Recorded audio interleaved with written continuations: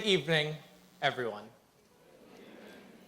Firstly, I would like to thank NIHERST for inviting me to present today.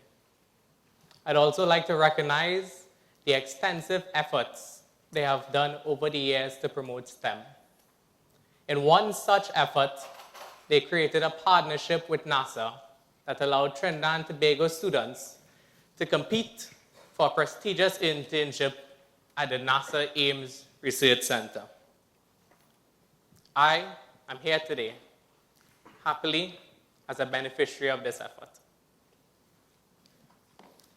I was invited to speak on prognostics, the science of prediction, and also asked to share some of my internship experience with you. So I'll start off by giving an introduction of Ames Research Center. Now, most people know NASA from the phrase, Houston, we have a problem. Houston is in Texas, where the Johnson Space Center is located. Ames is in California, where I attended. There are over a dozen NASA centers throughout North America. In California, Ames is in Mountain View, which is famous for being at the heart of Silicon Valley. And Silicon Valley is not only known for having large tech companies, but it is also famous for having a mass of small tech companies and startups. And what this causes a very high level of competition of intelligence and concentration of academic knowledge.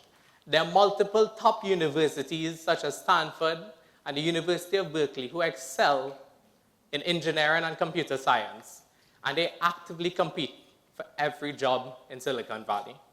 I had a friend who said he sat through 3 months of multiple interviews a day before he could get a job as a computer scientist. This is an aerial shot of Ames. One question. This morning, I believe Professor Prakash Prasad said the size of NIHERST Science City. Does anyone remember what size he said it was? 52 acres. Ames is a 2,000-acre federal research facility. It houses partial university campuses, an airfield, the world's largest wind tunnel, Hangar 1, which is a famous military hangar, a golf course, some of my colleagues' favorites, bar, and many other interesting scientific fields. All right, so first off, the world's largest wind tunnel, 120 feet by 80 feet. This makes cars look like ants. They do aerodynamic testing of shuttles, aircrafts, and top secret things at night. This is Hangar 1. And by the way, I took this photo. It is the second largest hangar in the world. It was built to hold the USS Makin, which was at the time less than 20 feet smaller than the Hindenburg. When it was constructed, it was done before research into asbestos. And as we all know, asbestos is a bad thing. So they built this entire structure, which I believe has a ground surface of over 8 acres, entirely out of asbestos. So they had to remove its quote-unquote skin in about 10 years ago. Now it's left as this giant skeletal metallic structure. Ames also housed, at the time of its debut, the third fastest computer in the world, the Pleiades supercomputer, which debuted in 2008.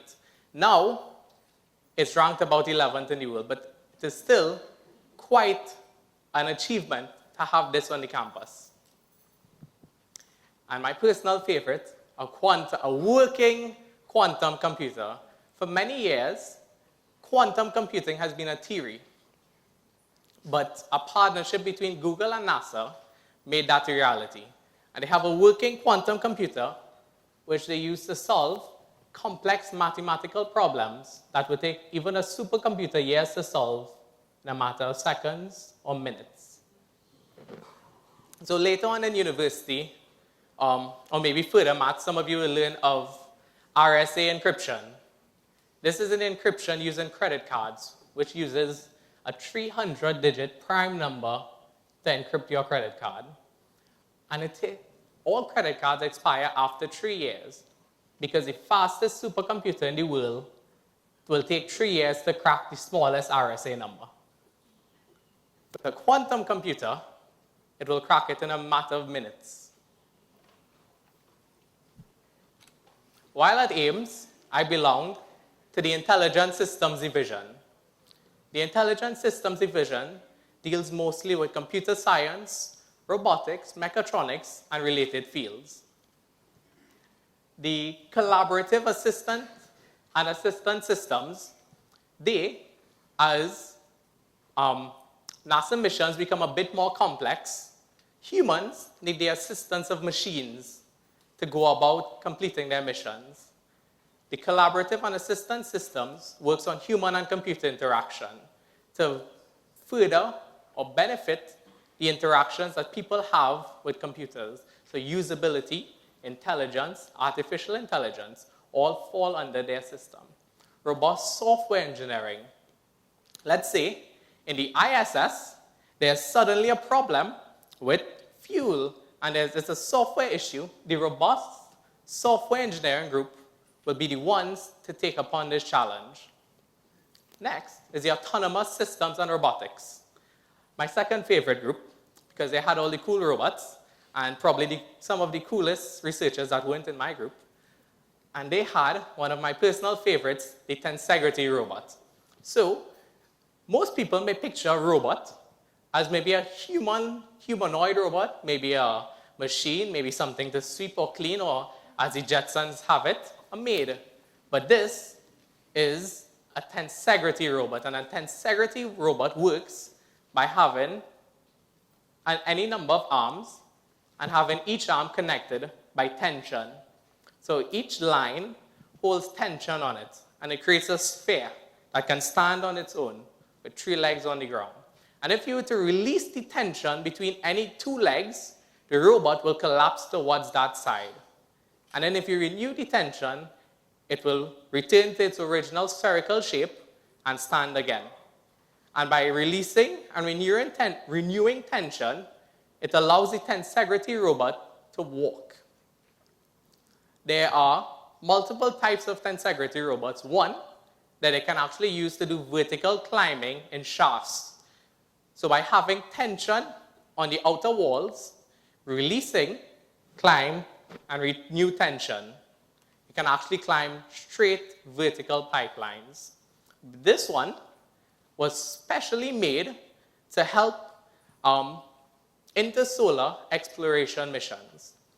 When we need to land a rover on the surface of another planet, or maybe a moon, we need at least 10 times the mass of that rover to get this robot to the surface, because it takes a lot of, it goes through a lot of energy changes between going through space, going through the atmosphere, and then it needs a lot of fuel to stop the impact or reduce the effect that the impact has when it reaches the surface.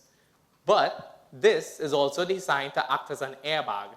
So we can include a mission payload in the center, and as it drops to the surface of the planet or moon, it will then spring out, essentially acting as an airbag and reducing the amount of mass we need to land a robot or rover on a planet. And my personal favorite, the Prognostics group. So, some people may realize that my group is made up of a culturally diverse group. This is because NASA understands the importance or the intelligence that the rest of the world has. And they outsource a lot of their contractors. So, in my group, we had one civil servant, and a civil servant is a government-employed scientist. And the other 10 people in the group all came on contracts from other countries, be it third world or not. And I fit in perfectly fine with this group. All right, so let's get into the scientific part of this lecture, the prognostics part. So if we sought Oxford's advice on what is prognostics, we will get a dictionary-based definition that revolves around foretelling or prophecy. But the leading body in prognostics, the PHM Society, the Prognostics and Health Management Society, revolutionizes, evolves this definition to be a bit more scientific. Estimation of remaining life of a component or subsystem. So the estimation is where the prediction comes in. And the origin of prognostics comes from a field called systems engineering. And prognostics was made to maintain nominal system behavior and function, ensure safety, and assure effectiveness under abnormal conditions. So, why do we need prognostics? I'm quite sure many of us have heard the saying, an ounce of prevention is better than a pound of cure. Right? You have heard that saying, right? Great. Nice. So, this philosophy of prevention is entirely where prognostics was developed from. To evolve this into a scientific philosophy.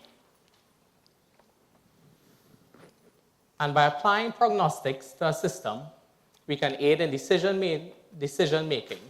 If, say, we knew exactly when something would fail, we can take measures to reduce the impact of this failure. Let's say a car tire. If we knew exactly when we will get a flat tire, we can predict the time of this flat tire. We can take measures beforehand to reduce the impact of getting a flat tire. Preventative maintenance. Same example of getting a flat tire in a car. If we change the tire before it goes flat, we'll be able to avoid the mission failure that may occur due to having a flat tire. And resource management. I know we have heard the saying, time is money. And money is seen as a resource sometimes. And if we were to get a flat tire in a car again, we lose time. We could lose fuel. We can waste someone else's time. All of these are resources that we wouldn't really want to waste. And this is a very simple example. Let's apply this to a larger scale of things, such as a mission to Philae the comet. So, let's say on the way to this comet, our mission, our robot, was to suddenly have a malfunction. We would have wasted time, upwards of 30 years, money, upwards of $100 million, flying a robot to a faraway comet and the mission didn't work out because we could not predict when this malfunction would occur. So, the philosophy behind prognostics, or the implementation of prognostics, revolves around 4 fundamental questions. If there is an abnormal system behavior, we see this as the detection phase. Once a problem is detected, we then ask why this problem may have occurred. And then we try to assess the impact of this problem on the mission goal. So, let's say in a car again, and we get a check engine light. That has given us the detection phase because it told us a problem, but it doesn't tell us why, it doesn't tell us the impact, and it doesn't tell us what to do. Now, if we knew why, the impact, and what to do, we can save time, we save effort, and it also aids in our decision making to go on from that point.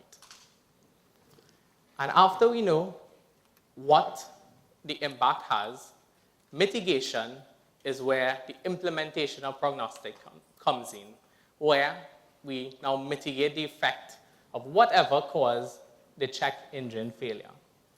So there are three fundamental methods that are used to go about assessing a problem or applying prognostics to a problem. One is a rudimentary, but still almost the most important, data-driven method. An example of a data-driven method of prediction is changing the tires on a car. Let's say we go to a tire shop and we get brand new tires. And they say, okay, well, you will need to change your tires in 3 to 5 years. Now, no one sat and tried to do testing on tires and decided to come up with equations and maybe some method or machinery that says, well, this tire is going to fail in 3 to 5 years. But over the last 50 years, or how long they have ever been using rubber tires, they realize that people come back every 3 to 5 years based on usage of their car. So every 3 to 5 years, they will say, come change your tires. And this is an example of data-driven prediction, where you just observe what has gone on for previous times and then try to assess and make a prediction. The next one is physics-based modeling, and maybe the most complicated of the three. So in physics-based modeling, we attempt to take a simple component or system and represent it by physical or chemical equations. There's great difficulty when trying to apply a physics-based model to a problem because the complicatedness of these equations can become a bit overwhelming at times. And the capacitor, one of my favorite components, is used in almost every single electronic device. And let's say we wanted to represent this capacitor in terms of another variable. We wanted to actually represent this capacitor as a physics-based model. The conversion of this system can become extremely complicated. The first step would be to get a representation of a capacitor in terms of physics. And this is what we'll get. And we turn this simple, single-plated device into this equation. And this is the first step, and this is just probably the easiest part of creating a physics-based model of a complicated system. And then we have to then make decisions. Do we really want to have this much detail in our model? I know most of you would have known a capacitor and know it as a simple double-plated device with an insulated dielectric layer in the center. This is a single-plated device with a single dielectric layer in the center. And capacitors can then go on to become double-layered. They can become supercapacitors. Then they become electrolytic capacitors and so forth, and it just gets more complicated. And then let's say we have a simple circuit of a capacitor, resistor, and a power supply. And we try to create another model based on this entire system. We then have the interaction of the multiple components. We have the physics behind the power supply to incorporate. We have to choose wisely what component or variable we decide to create our model off of. And before we continue to the mathematical-based modeling, I would like to give some definitions of prominent prognostics terms. One is RUL, the remaining useful life of a component. The remaining useful life of a component comes in when we detect a problem and we'd like to know how long this component can last. How much more time we still have of a usable component without affecting our mission adversely. Next is the end of life. The end of life is the time at which the component goes from the failure threshold to being a complete failure. And I'll define failure threshold next. Failure threshold is a predefined point at which we say a component will fail. Because we don't always want to push something to the point of no return before we say it has failed. Let's say, and the example I'd use next, is the startup time on a computer. If we were to hypothesize that if a computer takes 2 minutes to start up, it's a failure. It will crash and burn. This is just a hypothetical situation. We will sometimes say, well, okay, we don't actually want to wait until 2 minutes to say, okay, well, it has failed. Let's say we know for sure a computer will fail once it reaches 1 minute and 55 seconds. And we now call 1 minute and 55 seconds our failure threshold. And the end of life occurs at 1 minute and 55 seconds. And critical system failure is when the component or the computer reaches its complete failure point. And fault dimension, the last definition, is the variable in which we choose to define our system by. So, an example would be in a car tire, and we want to describe a car tire as our system. We will say, as the rubber on a car tire wears down, it gets thinner. We will say that the thickness of the rubber will be our fault dimension. So we can measure how much this car tire has degraded by the thickness of the rubber, because there's a direct relationship between the failure of this component and the thickness of the rubber. And we understand so far, right? All right. Feel free to ask questions if I go too fast. Don't feel free to speed me up if I go too slow. Now, let's see this as a real example. And this is a prognostics framework. This is something you'll see very often if applying prognostics. Here, I'll show the example of the 3 types of modeling we use. First, data-driven would be incorporated in this point, where we see that we have certain points on the graph. But first, sorry about that, I'll explain the graph first. We have the fault dimension on the y-axis, and we have the time on the x-axis. So we'll see a change in fault dimension with relationship to time. So whatever our failure is will change as time goes by. And the example I said I would be using is the startup time of a computer. So let's say as a computer takes longer to start up, it will approach its point of critical failure. And that is this threshold here.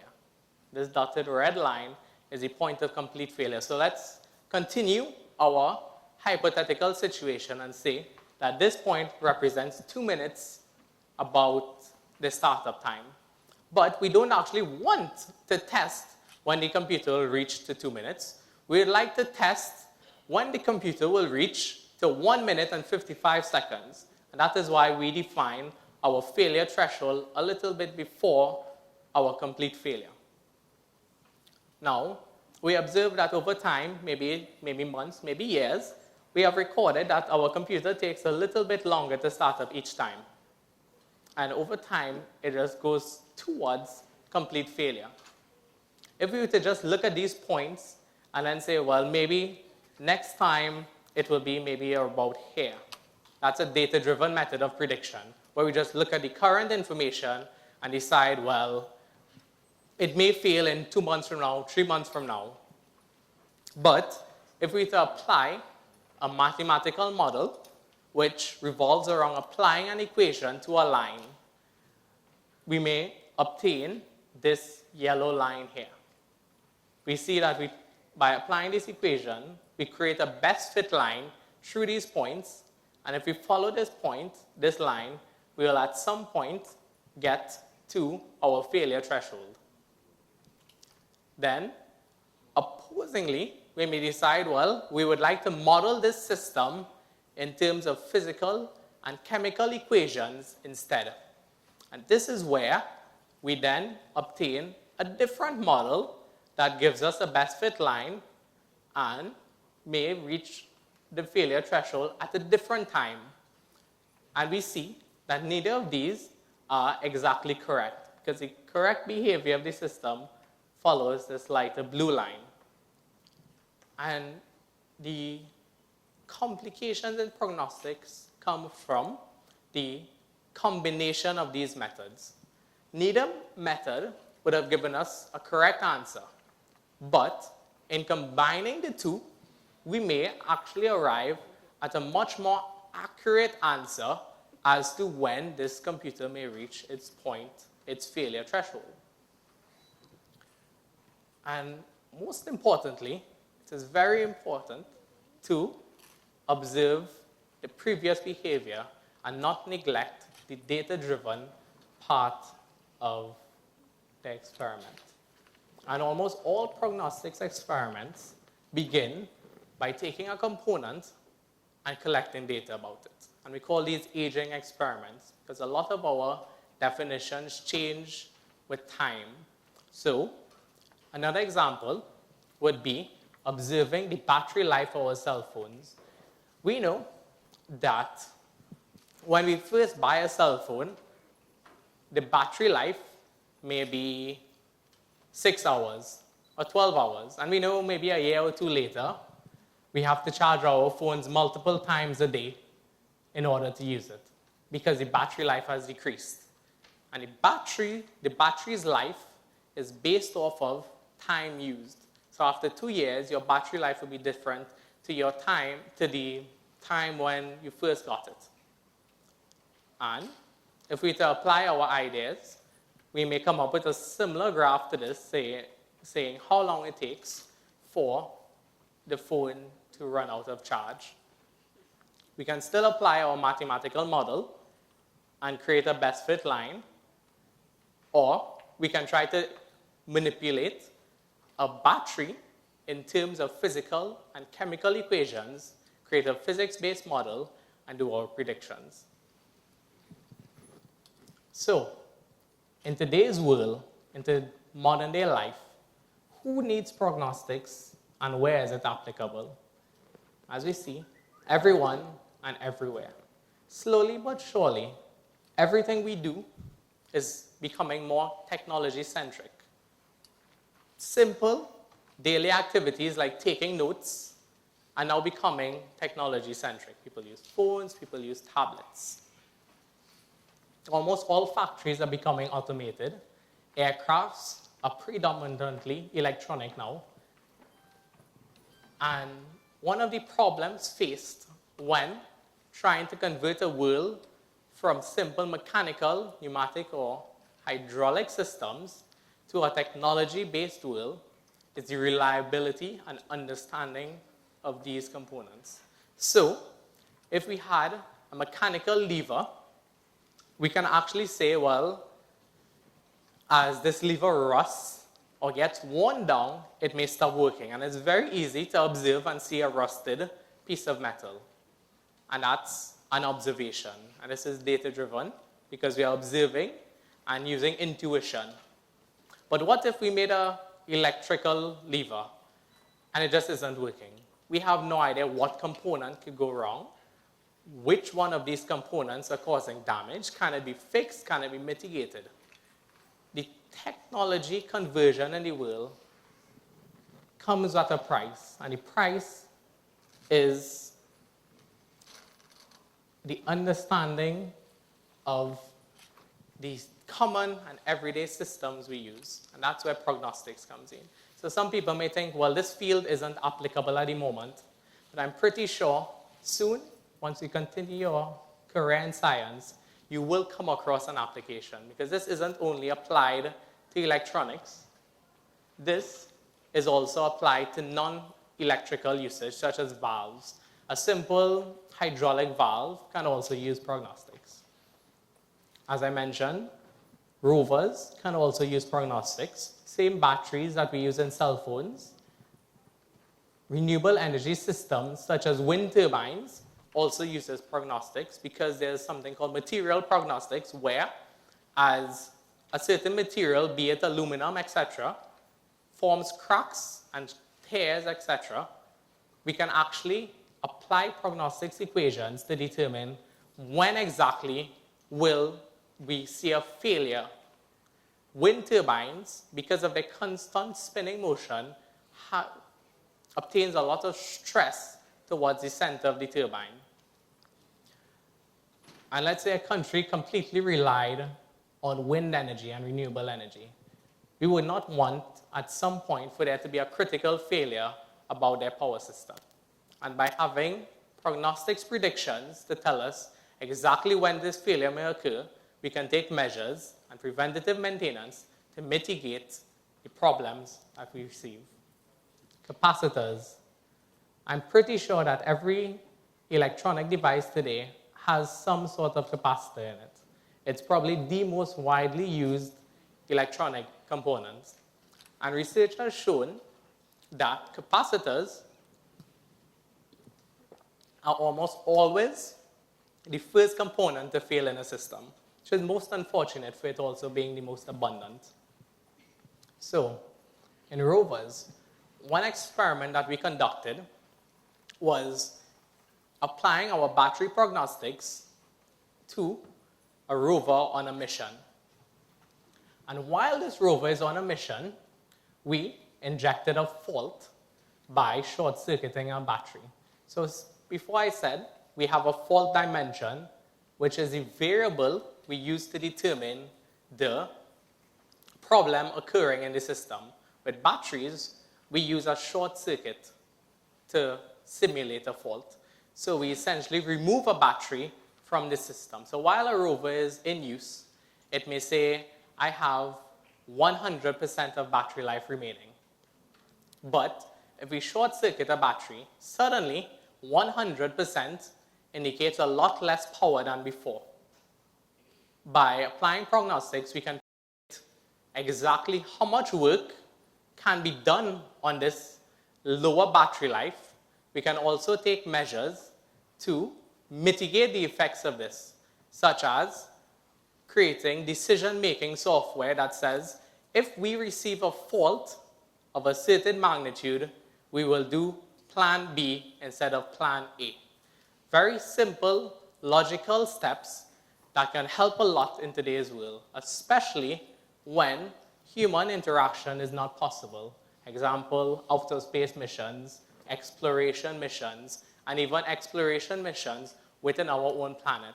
Because I think at this point, we know more about outside of our planet than the bottom of the ocean. Valves. And I didn't directly work on this project, but I was around it and helped a little.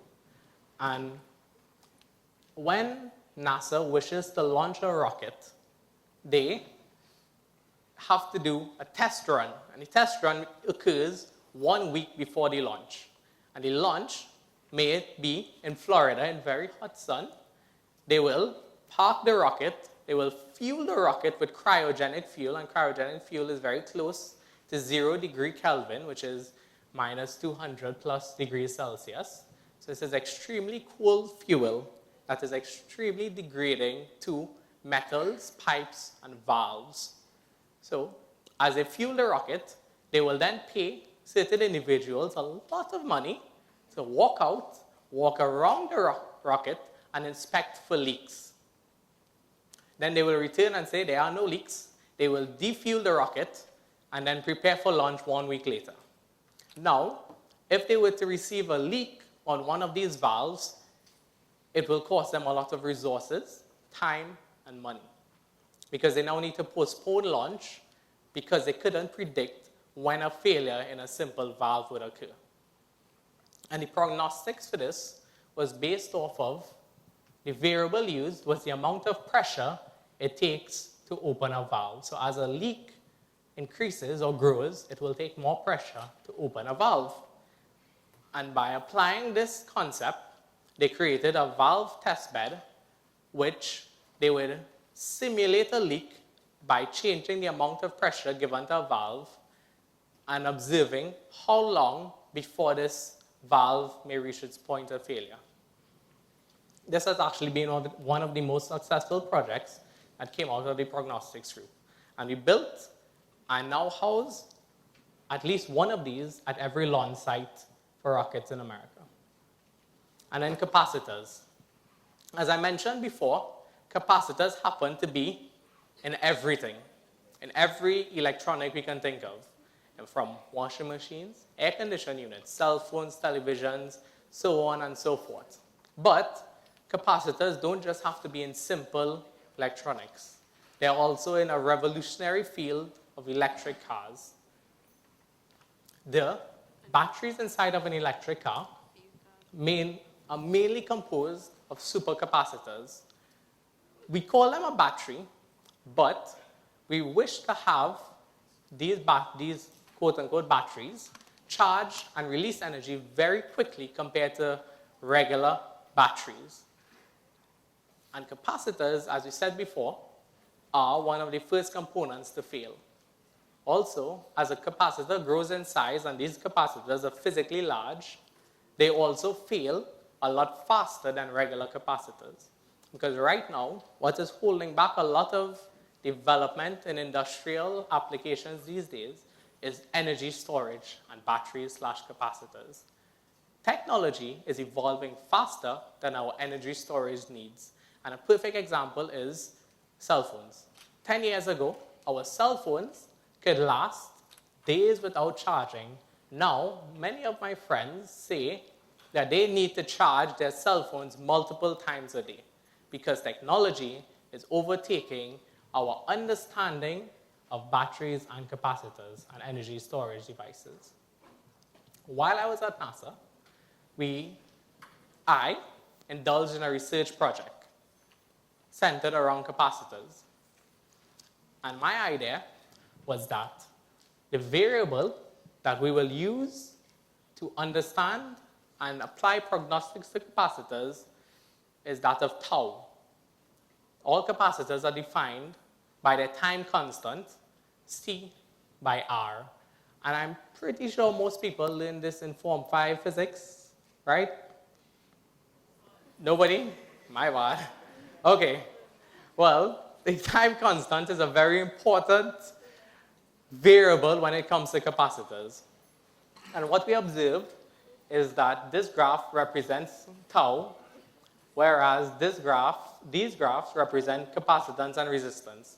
And we see a significant change in tau as we see a significant change in capacitance and resistance. And this was the basis for my prognostics research, whereby we chose a variable, we chose a fault dimension, which will be our capacitance and resistance, and then created our equations and algorithms to then predict when a capacitor will fail.